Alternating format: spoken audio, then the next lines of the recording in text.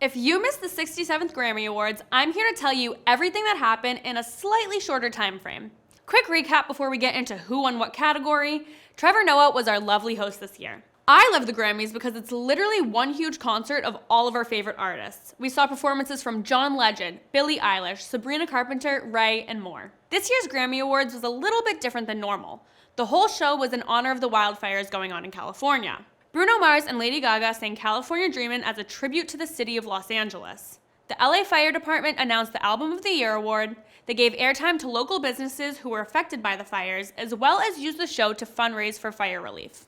The Weeknd has officially ended his Grammy boycott as he came back this year to perform. Back in 2020, he was very vocal about the lack of transparency and diversity within the award show. As CEO Harvey Mason Jr. stated, he even went as far as boycotting. Now, 5 years later, the Recording Academy was very excited to welcome him back as they did everything in their power to listen and respond to these concerns. Sabrina Carpenter performed a mashup of her very famous songs Espresso and Please Please Please from her Short and Sweet album, but made sure to do it in style. Given her track record this year on her tour, honestly, did we expect anything less? She's a performer, she's a showgirl, and not only did she make sure that this performance was one to remember, but it was actually in tribute to Goldie Hawn's Nobody Does It Like Me performance back in 1978. Cynthia Erivo sang Fly Me to the Moon by Frank Sinatra. Funny story, this song comes on when I call the pizza shop in my city, and I literally sing the entire song until they pick up the phone. I mean, I don't necessarily sound like Cynthia Erivo, but you get the point. Benson Boone sang his iconic song Beautiful Things, and in the first 20 seconds he had a costume change where Nikki Glaser and Heidi Klum ripped off his tux, and he did a front tuck off the piano. Herbie Hancock and Stevie Wonder's performance of We Are the World by Michael Jackson was moving. The heartfelt song, with its deep meaning and history, brought me to tears. They were joined by the two groups of student singers from schools lost in the recent wildfires. Alright, now that we've done a quote-unquote short recap of the performances, let's get into the whole purpose of this award show in the first place. Grammy winners. For Best Rap Album presented by Cardi B, the winner is Alligator Bites Never Heal by Doechii. Doechii is the third woman to ever win in this category.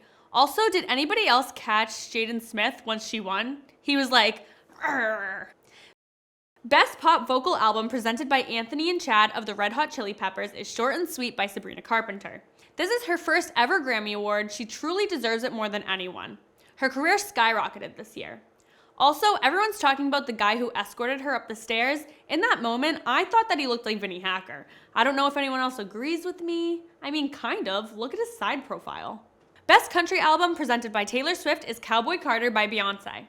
Best New Artist presented by Victoria Monet is Chappell Roan. Best Latin Pop Album presented by J-Lo is Shakira for Las Mujeres Ya No Lloran. Shakira is the Latin pop queen, and that's just never gonna change. I personally think she should win this category every year.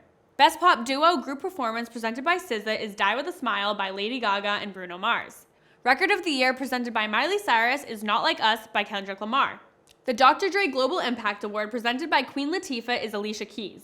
She also won Best Musical Theater Album for her 2024 Tony-winning Broadway musical Hell's Kitchen. Song of the Year presented by Diana Ross is Not Like Us by Kendrick Lamar. And lastly, but definitely not least, Cowboy Carter by Beyonce wins Album of the Year. Unfortunately, Taylor Swift did not win anything, which honestly I'm very surprised by given how she's all I hear about due to how crazy the Swifties are.